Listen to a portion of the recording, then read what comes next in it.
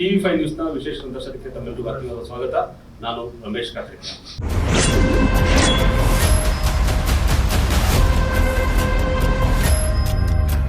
TV5 ಇವತ್ತಿನ special ಇಂಟರ್ವ್ಯೂನಲ್ಲಿ ಒಂದು ಹೊಸ ತಂಡ ಇದೆ. ನಾವೆಲ್ಲರೂ ಚಿಕ್ಕವರಿದ್ದಾಗ ಕಣ್ಣಾ ಮುಚ್ಚಾಲೆ ಆಟ ಆಡಿರ್ತೀವಿ. ಅದೇ ಒಂದು ಆಟವನ್ನು ಮಕ್ಕಳು ಐಡೆಂಟ್ ಸಿಕ್ ಅಂತ ಆಡಿರ್ತಾರೆ. ಸೊ ಅದೇ ಟೈಟಲ್ ಇಟ್ಕೊಂಡು ಒಂದಷ್ಟು ಕಥೆಯನ್ನು ಹೆಣೆದಾಗ, ಅದರಲ್ಲೂ ಕೂಡ ಸಸ್ಪೆನ್ಸ್, ಥ್ರಿಲ್ಲರ್ ಇವೆಲ್ಲ ವಿಚಾರನ ಇಟ್ಕೊಂಡು ಸಿನಿಮಾ ಮಾಡಿದಾಗ ಹೇಗಿರುತ್ತೆ ಅನ್ನೋದಕ್ಕೆ ಒಂದು ಟೀಮ್ ರೆಡಿಯಾಗಿದೆ.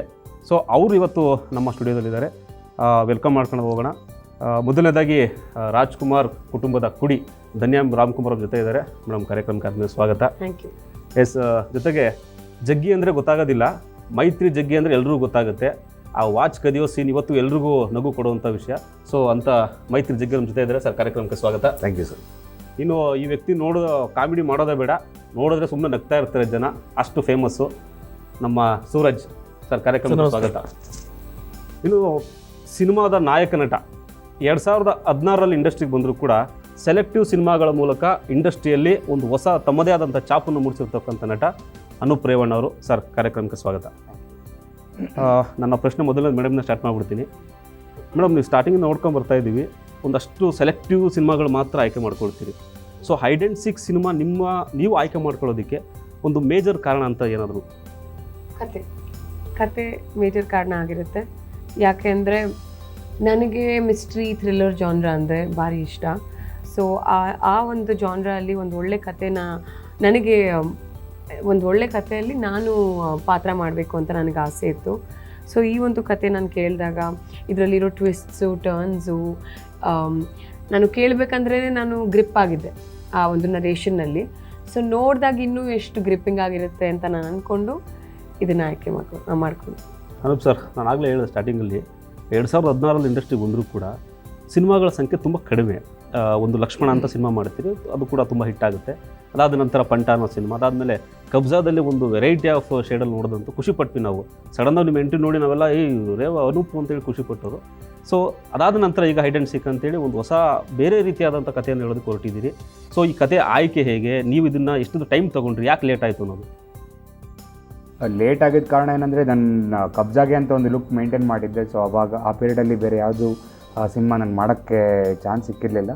ಬಿಕಾಸ್ ಲುಕ್ ಚೇಂಜ್ ಮಾಡೋಕ್ಕಾಗದೆ, ಆಮೇಲೆ ಒಂದೇ ಲುಕ್ಕಲ್ಲಿ ಬೇರೆ ಸಿನಿಮಾ ಮಾಡೋದನ್ನು ಚೆನ್ನಾಗಿರೋದಿಲ್ಲ ಅಂಥೇಳಿ ನಾನು ಯಾವುದೂ ಆಯ್ಕೆ ಮಾಡಲಿಲ್ಲ ಸಿನಿಮಾಗಳು. ತುಂಬ ಸಾಕಷ್ಟು ಸಿನಿಮಾಗಳು ಬಂತು ಆ ಟೈಮಲ್ಲೂ, ತುಂಬ ಸ್ಟೋರಿಗಳು ಕೇಳಿದ್ದೆ. ಆಮೇಲೆ ಎಲ್ಲ ಸ್ಟೋರಿಗಳು ಕೂಡ ಒಂದೇ ಆ್ಯಕ್ಷನ್ ಓರಿಯೆಂಟೆಡ್ ಆಗಲಿ, ಒಂದೇ ಟಿಪಿಕಲ್ ಇದರಲ್ಲೇ ಬರ್ತಾಯಿತ್ತು. ಯಾವುದೂ ಆ ಥರ ನನಗೆ ಏನೋ ಒಂದು ಕಿಕ್ ಇದೆ ಸಿನಿಮಾದಲ್ಲಿ, ಏನೋ ಒಂದು ಎಲಿಮೆಂಟ್ ಇದೆ ಅಂತ ಯಾವುದೂ ಅನಿಸಿರಲಿಲ್ಲ. So hide and seek movie ಒಂದು 2022 ನನಗೆ ಅಪ್ರೋಚ್ ಮಾಡಿದ್ರು. ಸೊ 2022 ಎಂಡಲ್ಲಿ ನಾವು ಶೂಟಿಂಗ್ ಸ್ಟಾರ್ಟ್ ಮಾಡಿದ್ದು, ನವಂಬರ್ ಡಿಸೆಂಬರ್ ಟೈಮಲ್ಲಿ. ಸೊ ಅಲ್ಲಿವರೆಗೂ ಆಲ್ಮೋಸ್ಟ್ ಕಬ್ಜಾ ಆವಾಗ ಫಿನಿಷಿಂಗ್ ಟೈಮಲ್ಲಿ ಇನ್ನೇನು ಮುಗೀತು, ಕಬ್ಜಾ ಮುಗೀತಿದೆಲ್ಲ ಅಂತ ಹೇಳಿ ನೆಕ್ಸ್ಟ್ ಇದನ್ನು ಸ್ಟಾರ್ಟ್ ಮಾಡಿದ್ದು. ನಿಮ್ಮ ಪಾತ್ರದ ಬಗ್ಗೆ ಪರಿಚಯ ಮಾಡ್ಕೊಂಡ್ಬಿಟ್ರೆ ಯಾವಾಗ ನೀವು ಮಾತಾಡ್ತಿರೋ ಅಂತ ಕಾಯ್ತಿದ್ದೆ. ಅದೇ ನೆಕ್ಸ್ಟ್ ಅವ್ರದೇನೆ ಮಾತಾಡಪ್ಪ. ಪಾತ್ರದ ಬಗ್ಗೆ ಏನೋ ಇದೆ ಟ್ವಿಸ್ಟು. ನಂಗೊಂದು ಫೋನ್ ಬರುತ್ತೆ ಸರ್, ಹಿಂಗೆ ಸಿನಿಮಾ ಮಾಡ್ತಿದ್ದೀವಿ ಅಂತ ಮಾಡಿ ಅಂತ ಹೇಳ್ತೀವಿ ಸರ್. ಹಿಂಗೆ ಒಂದು ಒಳ್ಳೆ ಪಾತ್ರ ಇದೆ. ಸೊ ಆ ಪಾತ್ರನ ಇಡೀ ಕಥೆನ ಟ್ರಾವೆಲ್ ಮಾಡೋದು ನೀವೇ ಅಂದರು. ಅಂದರೆ ನಾನು ಲೀಡ್ ಕ್ಯಾರೆಕ್ಟರ್ ಇರುತ್ತೆ ನಂದು, ನಾನೇ ಕಥೆನ ಟ್ರಾವೆಲ್ ಮಾಡೋ ಒಂಥರ ಖುಷಿ ಅಲ್ವಾ ಸರ್? ಕಲಾವಿದರಿಗೆ ಆ ಥರ ಒಂದು ಫೋನ್ ಮಾಡಿ ಕಥೆನ ನೀವು ಅಂದರೆ ಹಿಂಗಲ್ಲ ಅಂದ್ಕೊಂಡೆ. ಸರಿ ಸರ್, ಏನು ಸರ್ ಪಾತ್ರ? ಸರ್ ಅದೇ ನಮ್ಮದು ಕತೆ ಟ್ರಾವೆಲ್ ಆಗಬೇಕು ಅಂದರೆ ಟ್ರಾವೆಲ್ ಒಂದು ಟಿ ಟಿ ಇರುತ್ತೆ ಸರ್. ಆ ಟಿ ಟಿಗೆ ಒಬ್ಬರು ಡ್ರೈವರ್ ಬೇಕು. ಸೊ ನಿಮಗೆ ಡ್ರೈವಿಂಗ್ ಬರುತ್ತಲ್ವಾ ಸರ್ ಅಂತ ಕೇಳಿದ್ರು. ಆ್ಯಕ್ಚುಲಿ ನನಗೆ ಬರಲ್ಲ ಸರ್ ಟಿ ಟಿ ಡ್ರೈವರ್. ಎಲ್ಲಿ ಬರಲ್ಲ ಅಂತ ಹೇಳಿದ್ರೆ ಸಿನಿಮಾ ತಪ್ಪುತ್ತೆ ಅಂತ ಬರುತ್ತೆ ಅಂದೆ ಸರ್. ಮತ್ತು ಅಲ್ಲಿ ಹೆಂಗೆ ಡಿಸೈನ್ ಅಂದರೆ ಬರಲಿಲ್ಲ ಅಂದರೂ ಏನೋ ಬರೋ ಥರ ಮ್ಯಾನೇಜ್ ಮಾಡಿ ಬಿಡ್ಸಿದ್ದೀನಿ. ಚೆನ್ನಾಗಿ ಬಂದಿದೆ ಸರ್. ನಾವು ಆಗಾಡಿ ಕೂತಿದ್ದು, ನಿಮಗೆ ಅದಕ್ಕೆ ಯಾರಿಗೂ ವಿಷಯನೇ ಹೇಳಿಲ್ಲ ನಾನು, ನಿಮಗೆ ಬರಲ್ಲ ಅಂತ. ಎಕ್ಸ್ಕ್ಲೂಸಿವ್ ಇದು, ನಿಮ್ಗೆ ಡ್ರೈವಿಂಗ್ ಬರಲ್ಲ ಅನ್ನೋದು ಎಕ್ಸ್ಕ್ಲೂಸಿವ್ ಅಲ್ಲ, ಟಿ ಟಿ ಡ್ರೈವಿಂಗ್ ಬರುತ್ತೆ, ಟಿ ಟಿ ಎಲ್ಲ ಓಡಿಸಿ ಗೊತ್ತಿಲ್ಲ. ನಾ ಇವ್ರು ಕೇಳೋ ಥರ ಟಿ ಟಿ ಎಲ್ಲ ಓಡಿಸಿದ್ದೀನಿ ನಾನು, ಲಾರಿ ಎಲ್ಲ ಓಡಿಸ್ತೀನಿ ಅಂದೆ. ಓಕೆ ಸರ್, ಮೈತ್ರಿ ಜಗ್ಗಿ ಸರ್ ಹೇಳಿ, ಏನು ನಿಮ್ಮ ಪಾತ್ರ ಹೆಂಗಿತ್ತು? ಅಂದರೆ ಸರ್ ಅದೇ ಸರ್ ಹೇಳ್ದಂಗೆ ಒಂದು ಅದ್ಭುತವಾದಂಥ ಇದರಲ್ಲಿ ಒಂದು ಪಾತ್ರನ ಮಾಡಿದ್ದೀನಿ. ಸೊ ಇದುವರೆಗೂ ಏನು ಕಾಮಿಡಿ ಕ್ಯಾರೆಕ್ಟರ್ಗಳನ್ನ ನಾನು ಪ್ಲೇ ಮಾಡ್ಕೊಂಡ್ಬಂದಿದ್ದೀನಿ. ಸೊ ಇದರಲ್ಲಿ ಸ್ವಲ್ಪ ಒಂಥರ ವಿಲನ್ ಅಂತಲೂ ಹೇಳೋಕ್ಕಾಗಲ್ಲ ಸರ್. ಅಂದರೆ ಅದೊಂಥರ ಮ್ಯಾನಿಪ್ಯುಲೇಟಿಂಗ್ ಕ್ಯಾರೆಕ್ಟರ್, ಅಂದರೆ ತುಂಬ ಡಿಫ್ರೆಂಟ್ ಆಗಿದೆ. ಅಂದರೆ ಈಗ ನಿಮ್ಮ ಜೊತೆ ನಾನು ಕುತ್ಕೊಂಡು ಮಾತಾಡ್ತಿದ್ರೆ ಅದಂಗಲ್ಲ ಅಲ್ವಾ, ಇದು ಹಿಂಗೆ ಆಗ್ಬೋದಲ್ವಾ ಯೋಚನೆ. ಅಂತಂದಾಗ ನಿಮ್ಮನ್ನೇ ಚೇಂಜ್ ಮಾಡುವಂಥದ್ದು ಮೈಂಡ್. ಸೊ ಆ ಥರದ್ದೊಂದು ಮೈಂಡನ್ನು ಚೇಂಜ್ ಮಾಡುವಂಥ ಒಂದು ಡಿಫ್ರೆಂಟ್ ಆಗಿ ಕ್ಯಾರೆಕ್ಟರ್ ಪ್ಲೇ ಮಾಡಿದ್ದೀನಿ. ಸೊ ಅನೂಪ್ ಸರ್ ಆಗಿರ್ಬೋದು, ಧನ್ಯ ಮೇಡಮ್ ಆಗಿರ್ಬೋದು, ಸೊ ಒಂದು ಒಳ್ಳೆ ಬಾಂಡಿಂಗ್ ಇತ್ತು ಎಲ್ಲರ ನಡುವೆ. ಅಂದರೆ ನಮಗೆ ನಿಜವಾಗ್ಲೂ ಹೇಳ್ತೀನಿ, ಐಡೆನ್ 6 ಸಿನಿಮಾ ನನಗೆ ಮಾಡಿದಾಗ ಸರ್ ನಾನು ಎಲ್ಲ ಆದಮೇಲೆ ಸರ್ ಶೂಟಿಂಗ್ ಆಗೋಯ್ತಾನೆ, ಮುಗೀತು ಸರ್ ನಿಮ್ಮ ಪೋರ್ಷನ್ನು ಸರ್, ನಿಜವಾಗ್ಲೂ ಆಗೋಯ್ತಾನೆ. ಅಂದರೆ ಅಷ್ಟು ನಮಗೆ ಶೂಟಿಂಗ್ ಮಾಡಿದ್ದೀವಿ ಅಂತಲೇ ಅನ್ನಿಸ್ಲಿಲ್ಲ. ಸೊ ಅದರಲ್ಲಿ ಬೇರೆ ನಮ್ಮ ಸೂರಜ್ದಂತೂ ಕೇಳಬೇಕು, ನಂದು ಇವ್ರದ್ದು ಕಾಂಬಿನೇಷನ್ ತುಂಬ ಇದೆ, ಮೇಡಮ್ ಜೊತೆ ಕಾಂಬಿನೇಷನ್ ತುಂಬ ಇದೆ, ಅಂದರೆ ಇವ್ರು 4 ಜನದಿದ್ರು ನನ್ನೊಂದು ಸ್ವಲ್ಪ ಮೇಯ್ನ್ ಕಾಂಬಿನೇಷನಲ್ಲೇ ವರ್ಕ್ ಆಗುತ್ತೆ. ಅಂದರೆ ಇವನು ಮ್ಯಾನೇಜ್ ಮಾಡ್ತಿರ್ತೀನಿ, ಮೇಡಮ್ ಜೊತೆನೂ ವರ್ಕ್ ಮಾಡ್ತೀನಿ, ಸರ್ ಏನು ಹೇಳ್ತಾರೋ ಅದನ್ನು ಪ್ಲೇ ಮಾಡ್ತಿರ್ತೀನಿ. ಸೊ ಈ ಥರದ್ದೊಂದಷ್ಟು ಎಲ್ಲ ಮಿಕ್ಸಿಂಗ್ ಆಗಿ ಒಂಥರ ಎಲ್ರಿಗೂ ಸೇತುವೆ ಥರ ನಾನು.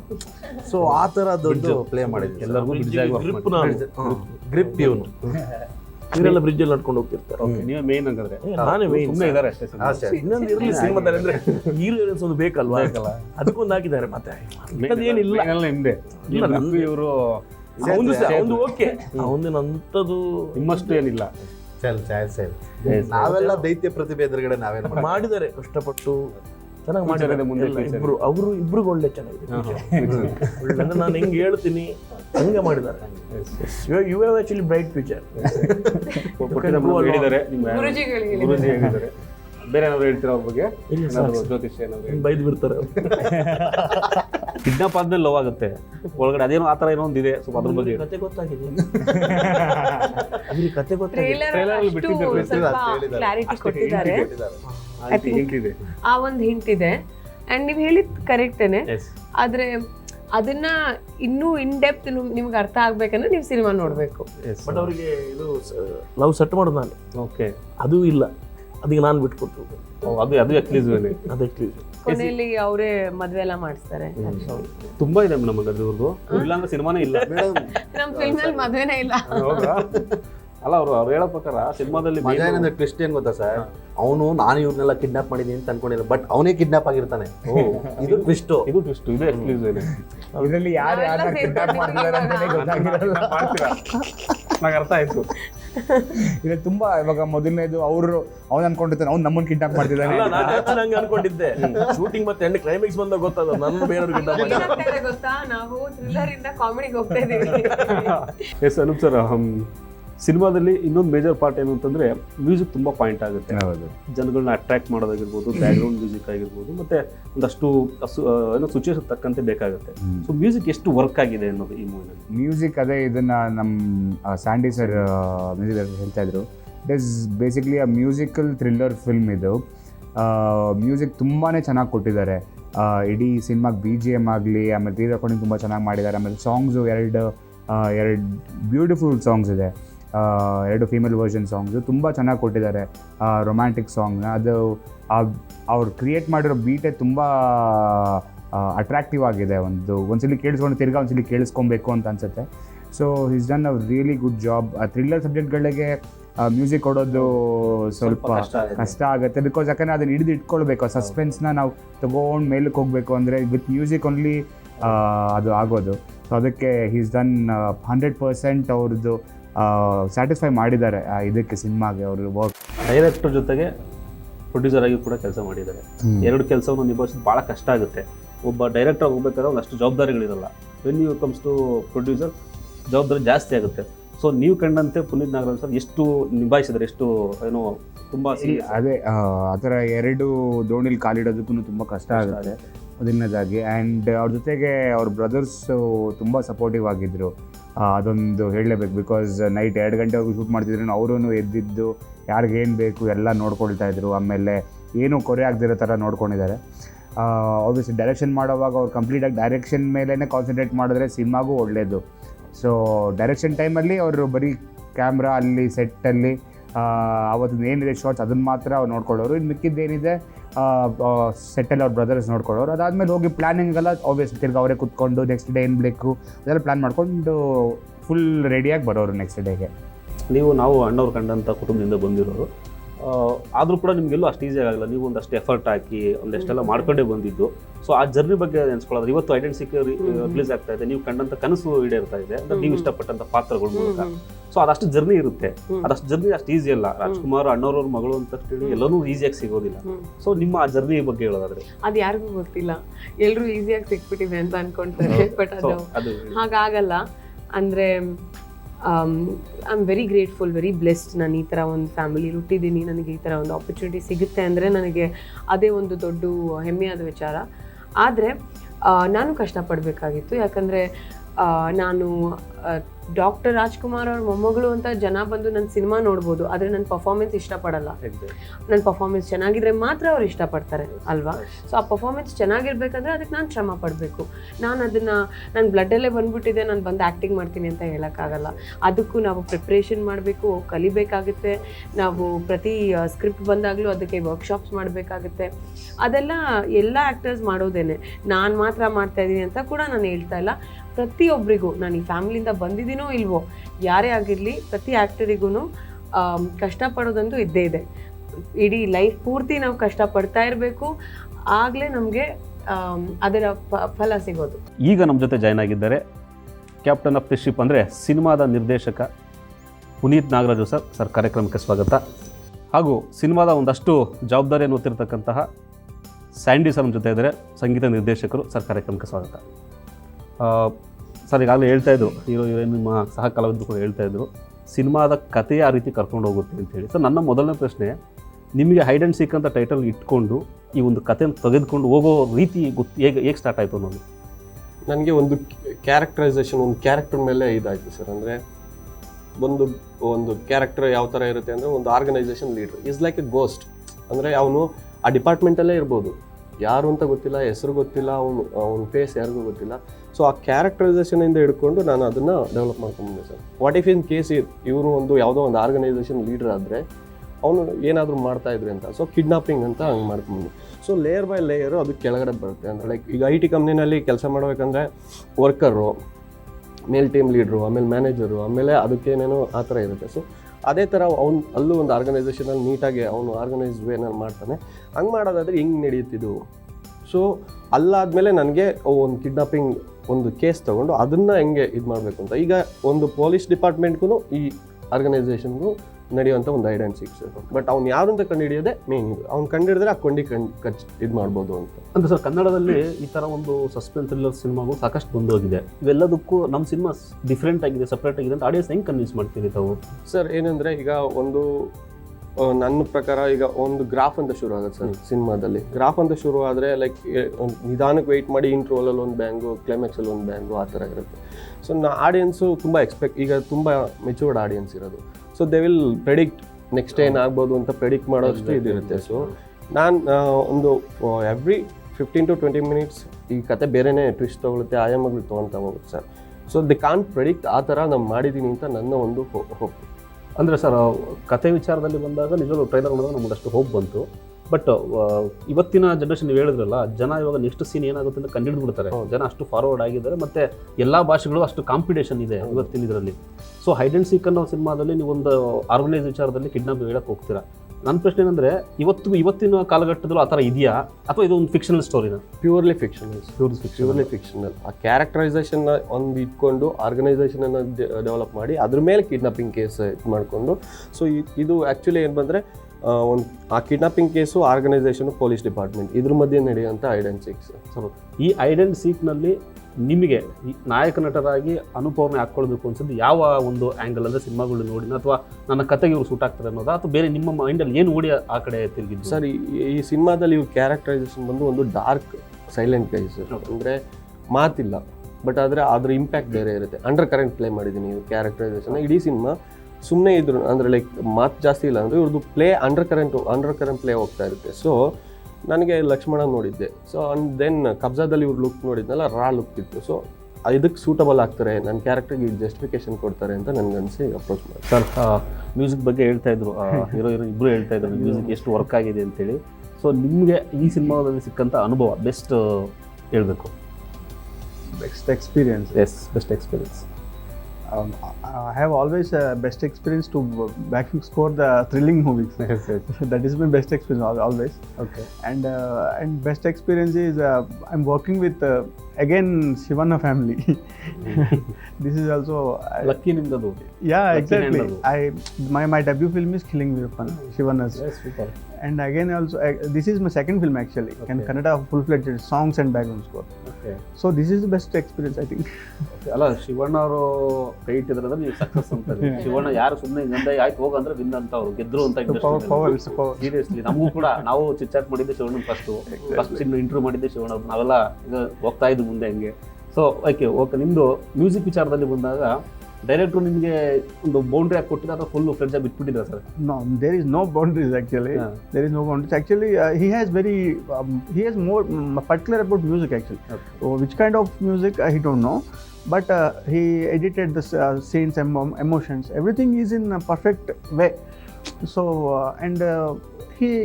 he taught me some things also, but as per the visual and as per the emotions of the artists, and actually I carried that some. There is no boundaries. ಆಗಲೇ ಹೇಳ್ತಾ ಇದ್ರು ಮೇಡಮ್ ನಾನು ಒಂದು ಲೆಗಸಿಯಿಂದ ಬಂದಿದ್ದೀವಿ ಒಂದು ಮಾತ್ರಕ್ಕೆ ನಾವೆಲ್ಲವೂ ಫ್ರೀ ಸಿಗಲ್ಲ ಅಂತೇಳಿ. ಆ್ಯಂಡ್ ಅವರು ಕೂಡ ಪ್ರೂವ್ ಮಾಡ್ಕೊಳ್ತಾರೆ ಬರ್ತಾ ಇದ್ದಾರೆ. ಸೊ ಈ ಸಿನಿಮಾದಲ್ಲೂ ಕೂಡ ಒಂದು ಟ್ರೈಲರ್ ನೋಡಿದ್ಮೇಲೆ ಒಂದಷ್ಟು ಸಿನಿಮಾ ಓಕೆ ಸೂಪರ್ ಅಂತ ಅನಿಸಿದ್ದು ಉಂಟು. ಸೊ ನಿಮಗೆ ಮೇಡಮ್ ಅವರಲ್ಲಿ ಕಾಣಿಸಿದ ನೆಕ್ಸ್ಟ್ ಫ್ಯೂಚರ್ ಏನು ಅಂತಂದರೆ ಸಿನಿಮಾದ ಪ್ರತಿ ಸೀನ್ಗಳು ಒಬ್ಬರು ಇವರೇನೋ ಆಗ್ತಾರೆ ಅನ್ನೋ ಥರ ಇರುತ್ತೆ. ಸೊ ನಿಮಗೆ ಆ ಥರ ಆ moment? Sir I can tell, ನಾವು ಅಷ್ಟು ದೊಡ್ಡ ವ್ಯಕ್ತಿ ಅಲ್ಲ, ಬಟ್ ಆದರೆ ನಾನು ಅವ್ರ ಡೆಡಿಕೇಶನ್ ನೋಡಿದ್ದೀನಿ ಸರ್. ಏನಂದರೆ ನಾವು ಫಸ್ಟು ಶುರು ಮಾಡಿದ್ದೆ ವರ್ಕ್ಶಾಪಿಂದ. ಫಸ್ಟು ಸ್ಕ್ರಿಪ್ಟ್ ನರೇಷನ್ ಕೊಟ್ಟೆ, PDF ಕಳಿಸಿ ನಾನು ಓದಬೇಕಂದ್ರು ಓದಿದ್ರು. ಸರ್ ನಾನು ಕೆಲವು ಕರೆಕ್ಷನ್ಸ್ ನಾನು ಮಾಡ್ಕೊತೀನಿ, ಇದೇ ಲೈನು ನನ್ನ ವೇನಲ್ಲಿ ನಾನು ಹೇಳ್ಕೊತೀನಿ, ಈಸಿ ಆಗುತ್ತೆ. ಈಸಿ ಆಗುತ್ತೆ. ಆಮೇಲೆ ವರ್ಕ್ಶಾಪ್ ಮಾಡಿದ್ವಿ, ಅಲ್ಲೂ ಎಲ್ಲರದು ಒಪಿನಿಯನ್ಸ್ ತೊಗೊಂಡ್ವಿ ಟು ಡೆವಲಪ್ ದ ಸ್ಕ್ರಿಪ್ಟ್, ಅಂದರೆ ಇನ್ನೂ ಚೆನ್ನಾಗಿ ಮಾಡೋದಕ್ಕೆ. ಸೊ ಆಮೇಲೆ ಅವರು ಕಂಫರ್ಟ್ ಬಿಡ್ಬೇಕು ಸರ್. ನಮ್ಗೆ ಏನು ಬೇಕು ಅಂತ ಹೇಳ್ಬಿಟ್ಟು ಅವ್ರು ಕಂಫರ್ಟ್ ಬಿಟ್ಟರೆ they will act without any hesitation. ಒಂದು ಭಯ ಇರಲ್ಲ ಅಥವಾ ಏನೋ ಒಂದು ಎಕ್ಸ್ಟ್ರಾ ಇದು ಭಾರ ಅನ್ನೋ ಥರ ಬರಲ್ಲ. ಸೊ ಆ ಕಂಫರ್ಟ್ ಝೋನಿಗೆ ಬಿಟ್ಟೆ. ಅದು ಅವರು ಹೇಳಿಲ್ವ ಸರ್, 2 ಪೇಜ್ ಡೈಲಾಗ್ ಇದೆ. ಹೀರೋ ಸರ್ಗೆ ಡೈಲಾಗ್ಸೇ ಕಡಿಮೆ, ಇವ್ರಿಗೆ ಜಾಸ್ತಿ ಉಲ್ಟಾ ಕ್ಯಾರೆಕ್ಟರೈಸೇಷನ್ ಇಬ್ಬರದೂ. ಸೊ ಒಂದೊಂದು ಟೇಕಲ್ಲಿ ತೊಗೊಳ್ಳೋರು, ಅದರಲ್ಲಿ 10 ವೇರಿಯೇಷನ್ಸ್ ಇದೆ ಸರ್. ನಾನು ಮಾರ್ಕ್ ಮಾಡ್ಕೊಡ್ತೀನಿ, ನಾನು ಇದು ಹೈ ಪಿಚಲ್ಲಿ ಹೋಗಲಿ, ಇದು ಸ್ವಲ್ಪ ಸಿಂಪತಿಗೆ ಬರಲಿ, ಆಮೇಲೆ ಅಳುಗೆ ಬರಲಿ, ಹಿಂಗೆ ವೇರಿಯೇಷನ್ಸ್ ಹೇಳಿದ್ರೆ ಸರ್ ಗಿವ್ ಮಿ 5 minutes, ನಾನು ರೆಡಿ, ಒಂದ್ಸಲ ಹೋಗಿ ರೀಡ್ ಮಾಡ್ಕೊಂಬರ್ತೀನಿ ಸರ್ ಅಂತ. ಸೊ ಶಿ ವಾಸ್ ಲೈಕ್ ಆ ಥರ ಇದು ಮಾಡೋರು. ಈ ಕಬ್ಜಾ ಅಂತ ಸಿನಿಮಾ ಬಂದಾಗ ನಾವು ಇವ್ರಿಗೆ ಗೊತ್ತಿರಲ್ಲ, ನಮಗೆ ಸಡನ್ನಾಗಿ ಒಂದು ಸೀನ್ ಬಂತು, ಅದರಲ್ಲಿ ನೋಡಿದ್ರೆ ಸಖತ್ ರಗಡ್ ಲುಕ್ಕಲ್ಲಿ ಕಾಣ್ತಿದ್ದಾರೆ. ಹೇಗೇನು ಮತ್ತೆ ನನಗೆ ಅದೇ ಫೀಲ್ ಆಯಿತು, ಇದು ಫೇಸ್ ಇದು ಸೂಟ್ ಆಗುತ್ತೆ ಅಂತ. ಬಿಫೋರ್ ನಾವೆಲ್ಲ ನೋಡಿದಾಗ ಈ ಮನುಷ್ಯನಿಗೆ ಯಾಕೋ ಸೆಟ್ ಆಗ್ತಲ್ಲ ಅನಿಸಿದ್ದು ಉಂಟು ನಮಗೆ ಒಬ್ಬ ಸಿನಿಮಾ ಪತ್ರಕರ್ತನಾಗಿ ನೋಡಿದಾಗ. ಬಟ್ ಈ ಟ್ರೈಲರ್ ನೋಡಿದಾಗ ಈ ಫೇಸು ಈ ಥರ ಕಂಟೆಂಟ್ ಸಿನಿಮಾಗಳಿಗೆ ಯೂಸ್ ಆಗುತ್ತೆ ಬರುತ್ತೆ ಅಂತ ಅನಿಸಿದ್ದು ಉಂಟು. ಸೊ ಅದು ಇಲ್ಲೋ ನೀವು ಹಿಡಿದಿದ್ದು ಯಾವ ಟೈಮಲ್ಲಿ ಅಂತ? ಸರ್ ನನಗೆ ಈಗ ಒಂದು ಕೆಲವರು ಹೇಳ್ತಾರೆ ಅಂದರೆ ಎಕ್ಸ್ಪ್ರೆಷನ್ ಇದಿರಬೇಕು ಅಂತ. ಸರ್ ಬಾಡಿ ಲ್ಯಾಂಗ್ವೇಜಲ್ಲೇ ಇದ್ದಾಗ ನೀವು ಜಾಸ್ತಿ ಎಕ್ಸ್ಪ್ರೆಸ್ ಮಾಡಬಾರ್ದು. ಆ ಕ್ಯಾರೆಕ್ಟರೈಸೇಷನಲ್ಲಿ ಕೂತ್ಕೊಂಡಾಗ ಕಣ್ಣೇ ಮಾತಾಡುತ್ತೆ. So you should not use your body, ಅಥವಾ ದಪ್ಪ ಇರಬೇಕು, ಸಖತ್ ಹಿಂಗೆ ಮಾಚೋ ಥರ ಇರಬೇಕು, ಅದೆಲ್ಲ ಕೌಂಟ್ ಆಗೋದಿಲ್ಲ. The characterisation it self tells the ಏನು ಅವ್ರ ಇಂಟೆನ್ಷನ್ ಇದೆ ಏನಿದೆ ಅಂತ. ಸೊ ನನಗೆ ಅವರು ಆ ಗೆಟಪ್ ಇದ್ರಲ್ಲ, ಅಲ್ಲೇ ನನಗೆ ಅಲ್ಲೊಂದು ರಗಡ್ ಲುಕ್ ಅಂತ ಕಾಣಿಸ್ತು. ಆ ಟೈಮಲ್ಲಿ ಜಾಸ್ತಿ ಅನ್ಯಾಕ್ಟ್ ಮಾಡೋ ಅವಶ್ಯಕತೆ ಇಲ್ಲ ಅವರು. ಸೊ ಆ ಒಂದು ಅಪಿಯರೆನ್ಸೇ ಆ ಥರ ಇರುತ್ತೆ.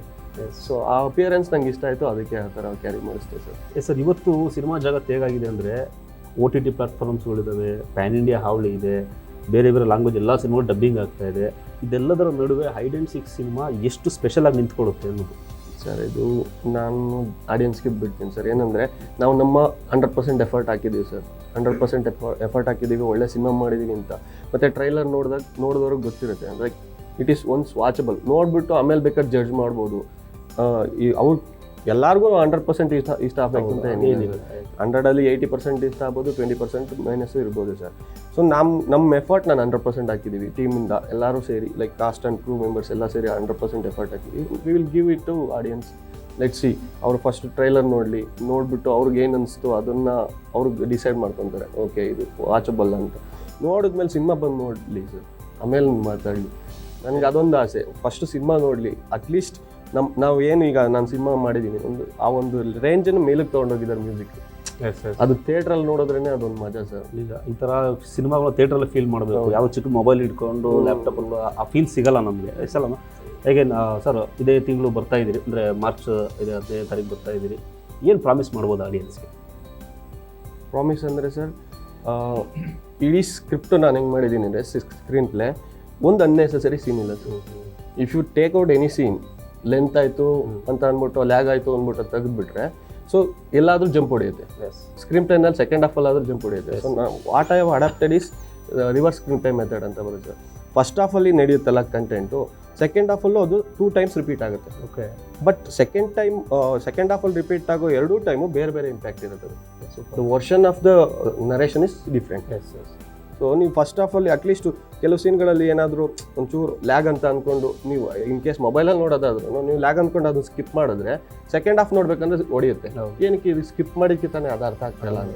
ಸೊ ಆ ಸ್ಕ್ರೀನ್ ಪ್ಲೇ ಮೆಥಡಲ್ಲಿ ಮಾಡಿದ್ದೀನಿ ಸರ್. ಎಸ್, ನಿಮ್ಮ ಪ್ರಮೋಷನ್ ವಿಚಾರಕ್ಕೆ ಬಂದರೆ ಬೇರೆ ಪ್ಲಾನ್ಸ್ ಇದೆ? ಪ್ರಮೋಷನ್ ವಿಚಾರದಲ್ಲಿ ಬೇರೆ ರಾಜ್ಯ ಜಿಲ್ಲೆಗಳಿಗೆ ಹೋಗೋದೇನಾದ್ರು ಪ್ಲಾನ್ಸ್ ಇದೆ?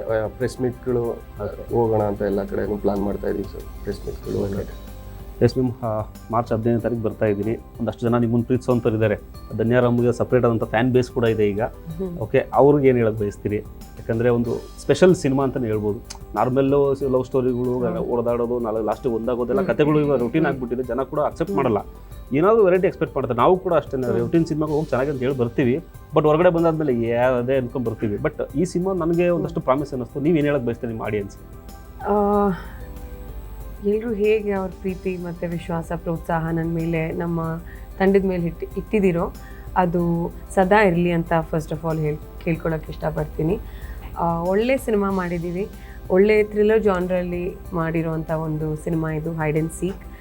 ಎಲ್ಲರೂ ತುಂಬ ಶ್ರಮಪಟ್ಟು ಮಾಡಿರೋವಂಥ ಸಿನಿಮಾ, ಎಲ್ರಿಗೂ ಇಷ್ಟ ಆಗುವಂಥ ಒಂದು ಸಿನಿಮಾ. ಆ್ಯಂಡ್ ಫ್ಯಾಮಿಲಿ ಜೊತೆಗೆ ಬಂದು ನೋಡಬೇಕು ಅಂತ ಹೇಳೋಕ್ಕೆ ಇಷ್ಟಪಡ್ತೀನಿ. ಇದೇ ಮಾರ್ಚ್ 15. ಎಸ್ ಅನೂಪ್ ಸರ್, ನಾನು ಆಗಲೇ ಹೇಳಿದಾಗೆ ನಿಮ್ಮದೇ ಆದಂಥ ಒಂದಷ್ಟು ಜನ ಫ್ಯಾನ್ಸ್ ಫಾಲೋ. ಯಾಕಂದರೆ ರಾಜಕೀಯ ಕುಟುಂಬ ಆಗಿರೋದ್ರು ಕೂಡ ಅದರಲ್ಲೂ ಕೂಡ ಒಂದಷ್ಟು ಜನ ಫ್ಯಾನ್ಸ್ ಬರ್ತಾರೆ. ಸೊ ಮಾರ್ಚ್ 15ನೇ ತಾರೀಕು ನಿಮ್ಮ ಒಂದು ಅದ್ಭುತವಾದ ಸಿನಿಮಾ ಬರ್ತಾ ಇದೆ. ತುಂಬ ಡೆಡಿಕೇಶನ್ ಆಗಿ ಮಾಡಿದ್ದೀರಿ. ಹೊಸ ತಂಡದ ಜೊತೆ ಸೇರ್ಕೊಂಡಿದ್ದೀರಿ. ಪುನೀತ್ ಅಂತ ಒಬ್ಬ ಹೊಸ ನಿರ್ದೇಶಕರ ಜೊತೆ ಒಂದು ಸೇರ್ಕೊಂಡು ಮಾಡ್ತಾ ಇದ್ದೀರಿ. ಸೊ ಥಿಯೇಟ್ರಿಗೆ ಬರುವಂಥ ಆಡಿಯನ್ಸ್ಗೆ ನೀವೆಲ್ಲ ಏನು ಹೇಳೋಕ್ಕೆ ಬಯಸ್ತೀರಿ, ಏನು ಪ್ರಾಮಿಸ್ ಮಾಡೋಕ್ಕೆ ಬಯಸ್ತೀರಿ? ನನ್ನ ಫ್ಯಾನ್ಸ್ಗಂತೆ ಬರೀ ಅಷ್ಟೇ ಅಂತಲ್ಲ, ಪ್ರತಿಯೊಬ್ಬರಿಗೂ ಸಿನಿಮಾ ಎಂತೂಸಿಸ್ಟ್ಗಳು, ಸಿನಿಮಾ ಹುಚ್ಚಿರೋರಿಗೆ ಸಿನಿಮಾ ಬಂದು ಥಿಯೇಟ್ರಲ್ಲೇ ನೋಡಿ. ಮಾರ್ಚ್ 15ಕ್ಕೆ ಹೈಡ್ ಆ್ಯಂಡ್ ಸೀಕ್ ಸಿನಿಮಾ ಥಿಯೇಟ್ರಿಗೆ ಬರ್ತಿದೆ. ಥಿಯೇಟ್ರಲ್ಲೇ ಬಂದು ನೋಡಿ. ನಮ್ಮದು ಈ ಮ್ಯೂಸಿಕಲ್ ಥ್ರಿಲ್ಲರ್ ನೀವು ಎಂಜಾಯ್ ಮಾಡಬೇಕಂದ್ರೆ ಥಿಯೇಟರ್ದು sound system is the best place for you to enjoy. So ಥಿಯೇಟ್ರಿಗೆ ಬನ್ನಿ. ಪ್ರತಿಯೊಬ್ಬರಿಗೂ ಕೇಳ್ಕೊಳ್ಳೋದಿಷ್ಟೇ, ಪ್ಲೀಸ್ ನಿಮ್ಮ ಫ್ಯಾಮಿಲಿ ಜೊತೆ, ನಿಮ್ಮ ಫ್ರೆಂಡ್ಸ್ ಜೊತೆ ಬಂದು enjoy the film in the theatres. Thank you very much. Yes, ಇಷ್ಟೊತ್ತು ಜೊತೆ ಕೂತ್ಕೊಂಡು ಕಾರ್ಯಕ್ರಮದಲ್ಲಿ ಭಾಗವಹಿಸಿದ್ರಿ. ನಿಮಗೆ ಒಳ್ಳೆಯದಾಗಲಿ, ಸಿನಿಮಾ ಶತದಿನವನ್ನು ಆಚರಿಸಲಿ ಅಂತ TV5 ಕಡೆಯಿಂದ ನಿಮ್ಗೆ ಒಂದು ವಿಷಯ ತಿಳಿಸ್ತಾ ಇದ್ದೀವಿ. ಧನ್ಯವಾದಗಳು. ಇದಾಗಿತ್ತು ಇವತ್ತಿನ ವಿಶೇಷ. ನಿರಂತರ ಸುದ್ದಿಗಾಗಿ ನೋಡ್ತಾ ಇರಿ TV5, ಇದು ವಾಸ್ತವದ ಪ್ರತಿರೂಪ.